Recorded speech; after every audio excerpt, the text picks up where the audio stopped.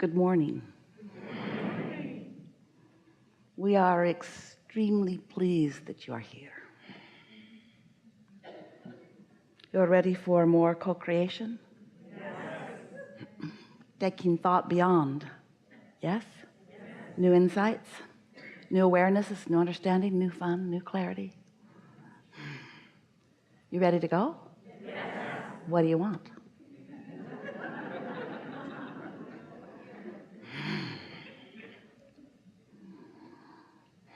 Another really good day. Yeah. We've enjoyed this interaction immensely. It can be just that fast, you know. Let's start right here. I'm extremely pleased to be here. This is my favorite microphone. This is my favorite chair. This is my favorite. You're my favorite spiritual uplifter. Feels so good. I actually just wanted to get up here for the joy of being up here. When I go to bed, I hug my pillow and I'm just like, oh, I just love getting into bed. It feels so good. And then I tell my girlfriend, I'm like, I'm excited. And she'll be like, why? And I'll be like, because I get to get up tomorrow morning and have coffee. And I think there's a following of people that watch you every morning on YouTube sitting in their underwear. We know. And I only say that because every morning I get up and I'll make coffee, I'll lay my yoga mat out, and I'll stretch in my underwear watching you on YouTube. And this guy said that exact same thing when I was watching him on YouTube, and I'm like, that's me. But I'm just... Your computer screens look at you, too.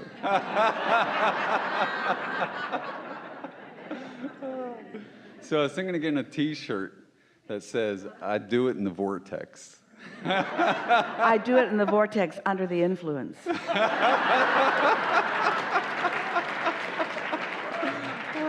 There you are. And then the other one I was thinking of was getting is, my air conditioner gives me messages from God. Even better. Even better. Or I thought up a new one from yesterday, and it's going to say, just Swiss cheese it. .com. Yeah. So my question is, I'm in a relationship with someone I love very much. How to handle when we're going through personal contrast. Like when we're having an argument or something. I know about getting out ahead of the manifestation, meditating and seeing all the goodness and love that we have for each other and manifesting the beautiful things. But there's times when we're going through contrast, how to handle it, because I don't like to focus on the contrast. Before you go further, we want to ask, are you talking about those times when the differences in you, the differences in your perspectives or opinions or even desires, that beautiful difference that you were born to experience benefit from? Are you saying that in those moments when that beneficial difference is active, what do? We argue.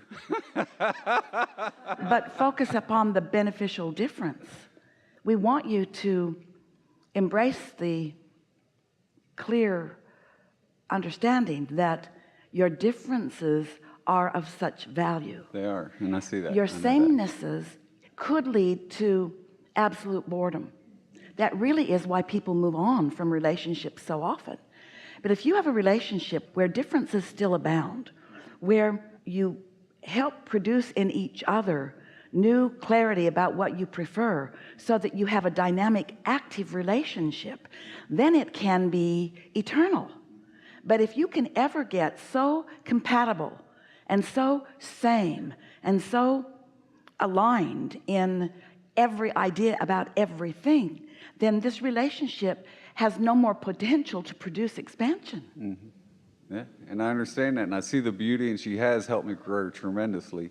What happens so often is, instead of embracing that difference in a non-defensive way, most are defensive, because most people, and it's so screwy, but most people, when they encounter someone, especially someone up close to them who they love very much, when they encounter a difference of opinion in someone like that, their usual knee-jerk response is to become defensive.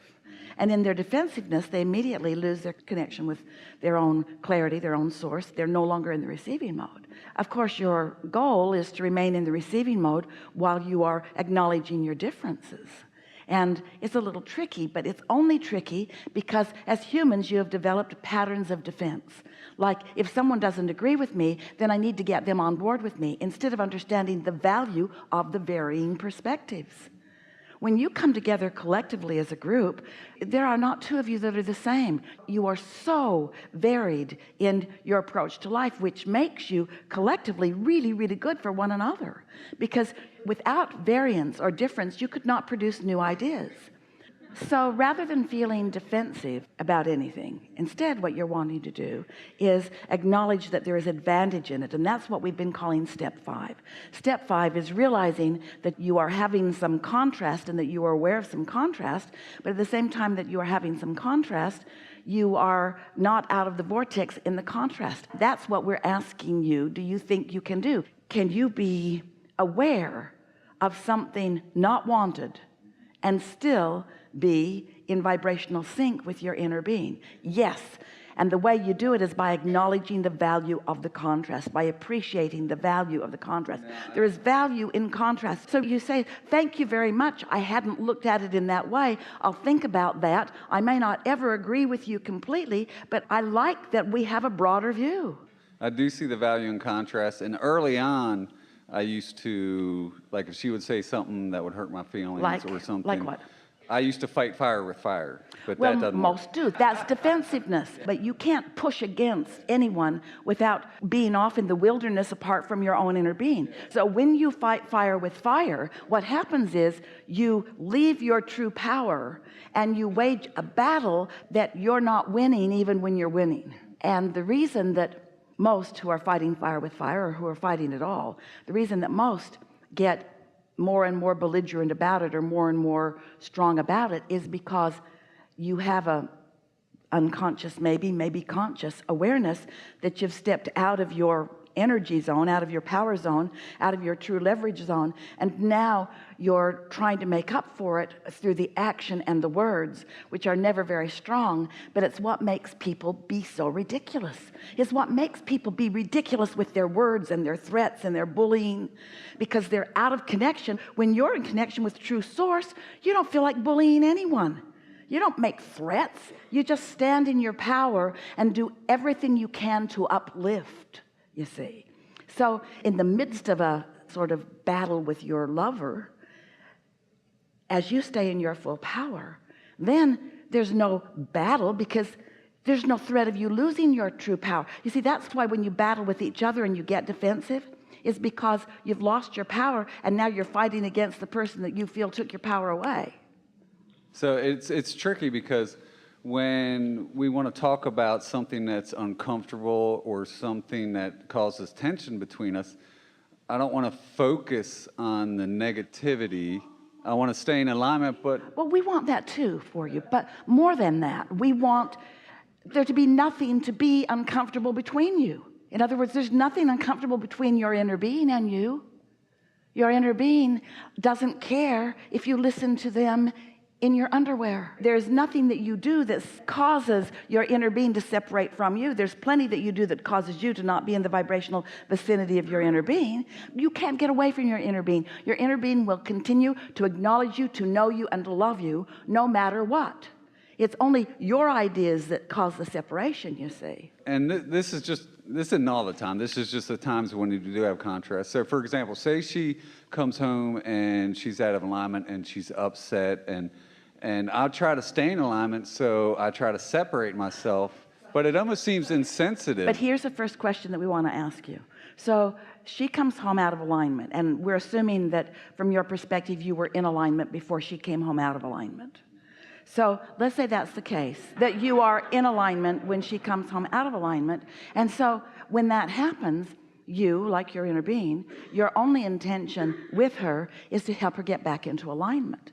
But let's say that she's so out of alignment that she's even snarky about you. But if you were really in alignment, you wouldn't take any of that personally. You would just understand that she could use a little talking off the ledge, and you would just continue to love her anyway. You could find her contrast endearing or even of value.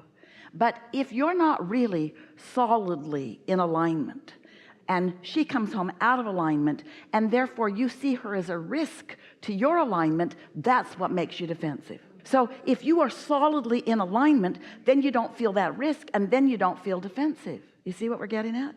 So usually you don't really rendezvous with anyone who's too far from where you are unless you live with them. We understand that. If you live with them, they're going to come home no matter, law of attraction be damned. They're coming home.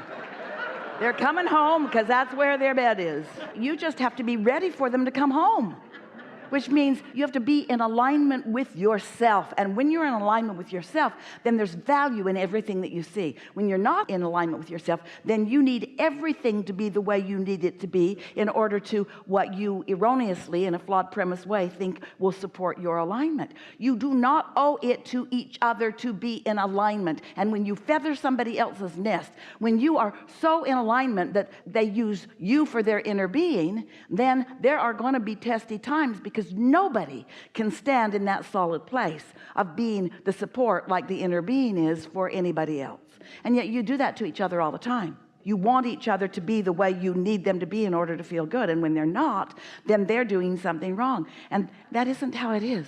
Contrast is your strength. It is. I see the beauty in contrast. It's actually easier for me when she's in alignment and I'm out of alignment. Of course it is. Of course it is. Everyone likes those who are easy to love. The easy to love ones you think are your greatest benefit, but they are not. Those who are so easy to love prepare you in a screwy way, because then when you meet up with someone who doesn't care enough about you to be easy to love, we don't want you to be nice to each other. We don't want you to fake it. Esther saw an advertisement in a magazine years ago. Jerry and Esther were on an airplane, and it was a hotel ad. And the ad said, we don't hire people and tell them to be nice. We hire nice people, because you can't make anybody be nice if they're out of alignment. And so Esther assumed that what the ad was saying is, we hire people who are in alignment. We hire people who it's become their nature to want to feel good. Well, life keeps coming at you. This is the thing that we want you to acknowledge, embrace, and be all right with. Life is going to keep coming at you because there are so many variables, and you just want your shock absorbers to be ready to enjoy, not deal with, not cope with, not tolerate. We want you to enjoy life as it comes, because every time another piece of it comes in answer to a request for expansion that you have set out there.